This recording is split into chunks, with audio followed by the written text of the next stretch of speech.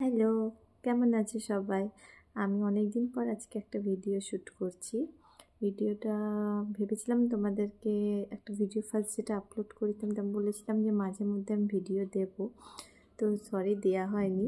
R by the way বলে রাখি তোমাদের যে আমার একটা ছোট্ট বেবি গার্ল হয়েছে। ও সবে 3 মাস হলো। ওই নিয়ে একটু ব্যস্ত ছিলাম। আর তার মধ্যে আমাদের শিফটিংও হয়েছে বম্বে থেকে গুড়গাঁওয়ে শিফট হতে হয়েছে আমাকে। তো এত সব কিছুর মধ্যে দুটো বাচ্চা আমি একা ম্যানেজ করে কি করে আমার মুখে আমার হাসি আছে, এটা আমার খুব কাছের একজন মানুষ আমাকে জিজ্ঞেস করেছিল। তো আমি ভেবেছিলাম এই সংক্রান্ত কিছু ভিডিও করব। যারা নতুন মা আছো কিংবা মা হচ্ছ, হবে, কিংবা অনেকেই প্রেগনেন্সির পর অনেকে ডিপ্রেশনে চলে যায়, তারপর অনেক কিছু প্রবলেম হয় অনেকের, কিন্তু টাচউড আমার সেরকম কিছু হয়নি। আর কেন হয়নি, কি কারণ, তার মানে কি আমার মধ্যে আমার ফ্যামিলিতে কোনো নেগেটিভিটি নেই না কি নেই, এই সংক্রান্ত বিভিন্ন কোশ্চেন অ্যান্সার যদি তোমরা জানতে চাও নিশ্চয়ই আমি ভিডিও দেব।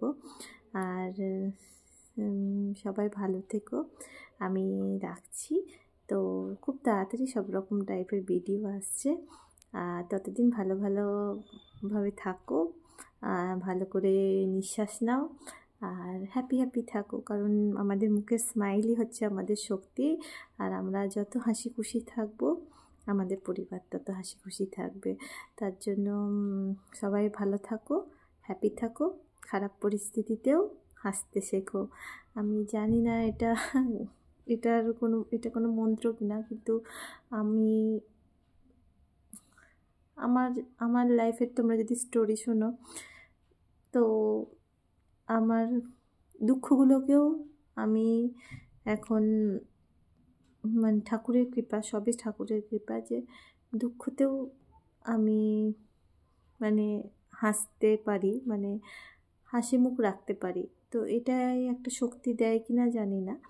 তো এই হচ্ছে ব্যাপার। তো যারা নতুন মায়েরা আছো তারা যদি জানতে চাও যে কীভাবে তোমরা সংসারে সব কিছু সামলাবে, কীভাবে ম্যানেজ করবে, এবার এই সংক্রান্ত ভিডিও ভেবেছি আমি দেব। কারণ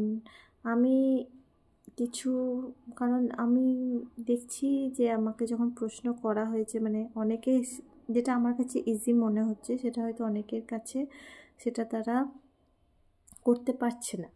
তো আমি আমার ভিডিওর মাধ্যমে আমি যেইটুকুভাবে ফলো করি, মানে এটা আমি ন্যাচারালি করি, আমি কিছু ফলো করি না, তবু আমার ভিডিওর মাধ্যমে যদি কোনো মানুষের, একজনও কোনো মহিলার যদি কোনো হেল্প হয়, কারণ মহিলাই বলবো, কারণ মারা তো শুধু মেয়েরাই হতে পারে।